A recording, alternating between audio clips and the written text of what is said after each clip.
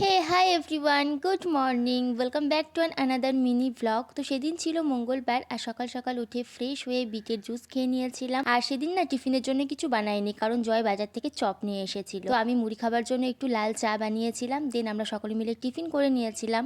তারপরে টিফিন করে উপরে গিয়ে কিছু কাপড় ছিল যেগুলো ওয়াশিং মেশিনে ভরে দিয়েছিলাম, দেন রুমটা ক্লিন করেছিলাম। তারপর একেবারে স্নান করে নিচে চলে এসেছিলাম। আর নিচে এসে দেখলাম যে জয় অনেক রকমের সবজি নিয়ে এসেছে, আর মা এদিকে কুমড়োর শাকটাও কেটে রেখেছিল। তারপরে আমি এসে নিচে ভাত বসিয়ে দিয়েছিলাম, ডালটা বানিয়েছিলাম, সবজিগুলো একে একে কেটে নিয়েছিলাম। তো সেদিন রান্না হয়েছিল ভাত, মাছ তরকারি, ডিমের ঝোল, ডাল আর কুমড়োর শাক। তো সকলে মিলে লাঞ্চ করার পর উপরে গিয়ে একটা টানা ঘুম দিয়েছিলাম। দিন বিকাল দিকে একটু খিদে খিদে পাচ্ছিল, তো একটু লাল চা বানিয়েছিলাম আর টিফিনও করে নিয়েছিলাম সাথে। আর গত 2 দিন আগে রামপুরহাটের একটা দোকানের উদ্বোধন ছিল, তো সেখানে জয়ের ইনভিটেশন ছিল। আর সেটা হচ্ছে একটা হোম ডেকোর আইটেমের দোকান। তো সেখানে গেছিল জয়, আর সেখান থেকে এই আর্টিফিশিয়াল ফ্লাওয়ার পটটা নিয়ে এসেছিল। দেখতে একদম অরিজিনাল লাগছিল, ভীষণ সুন্দর।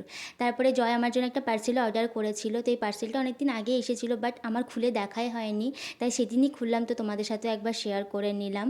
তো তারপরে আর কোনো ভিডিও ক্লিপ নেওয়া হয়নি, একেবারে রাত্রে ডিনার করে উপরে এসে স্কিন কেয়ার করে নিয়েছিলাম। তো এইভাবেই কেটেছিল আমার দিনটা। তোমাদের ভিডিওটা কেমন লাগলো অবশ্যই কমেন্টে জানিও, ভালো লাগলে একটা লাইক করে দিও। দেখা হচ্ছে নেক্সট ভিডিওতে, বাই।